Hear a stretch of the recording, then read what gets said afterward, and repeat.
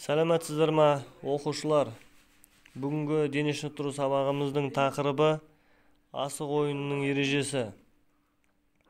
Сабағымыздың мақсаты ұлттық ойындар арқылы оқушының өз ұлтының әдет-ғұрпына, салт-дәстүріне деген қызығушылығын оятып, төл ойындар арқылы білім деңгейін көтеру.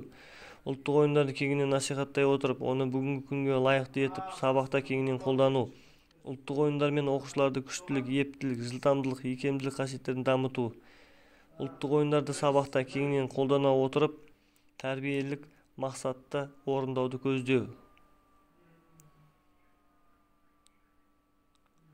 Асық ойынының атаулары: бірінші суретте алшы, екінші суретте тәйке, үшінші суретте бүге, төртінші суретте шіге, бесінші суретте оңқай, алтыншы суретте солақай, жетінші суретте омпы, сегізінші суретте шоңқай. Асық ойыны түгелдей қозғалыс. Баланың 12 мүшесі, бұлшық еттері толық қозғалысқа түседі. Асықтың атып ойнайтын түрі үнемі қимыл қозғалысты қажет ететіндіктен денені қыздырып, бойдағы қан айналымын жақсартады. Асық ойындары қазақ халқының ұлттық ойындарының бірі. Асықты тігіп ойнау. Бір топ бала жастар жиналып келіп, тегіс жерді таңдап алады да, оны тазартып, ортадан төрт бұрышты сызық сызады. Сол төрт бұрышты ортасынан тең етіп екіге бөледі. Әр жағының қашықтығы балалардың жас мөлшеріне қарай белгіленеді. Сонда 1-1,5 метрге дейін болады, мұны көн деп атайды. Сонда ойыншылардың өзара келісімі бойынша көннен 4-5 метр не одан да көп мөлшерде асық ататын орын белгіленеді. Оны сызықпен белгілейді. Ойыншылар осы жерден тұрып көндегі асықты ататын болады. Ойынды кім бірінші болып бастайтынын сақа иіру арқылы анықтайды. Сақасы алыс түскен ойыншы бірінші болып ату кезегіне келеді. Оқулықпен жұмыс. Бірінші жаттығу: мәтінді оқып, сұрақтарға жауап беру. Қазақтың ұлттық ойындары баға жетпес байлық, асыл қазына. Бұл ойындардың үлкен мәні бар. Халық ойындары тәрбие құралы. Қазақстанды әлемге асық арқылы таныту.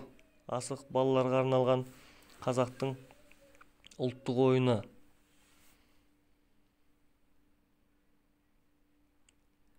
Асық ойын сүйегі.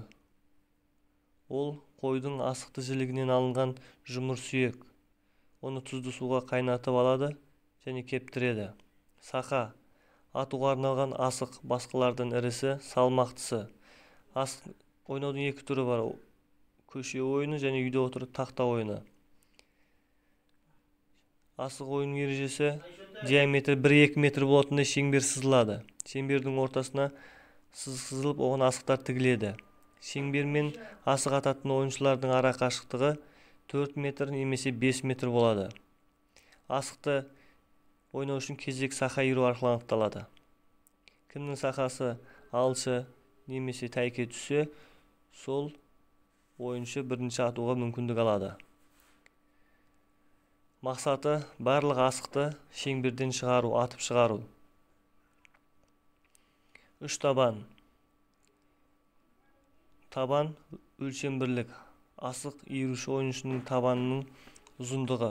Мақсаты: асықты көмбе сызығынан 3 табан қашықтыққа атып түсіру.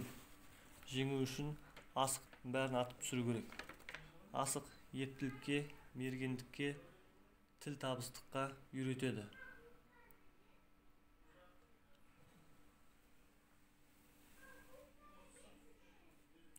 Ал енді оқушылар, осы видео сабағымыздың тақырыбы бойынша не түсіндіңдер? Және сендерге үй тапсырма: асық ойыны туралы мәлімет жинау, әртүрлі жануарлардың асықтарының айырмашылықтарын табу. Сау болыңдар.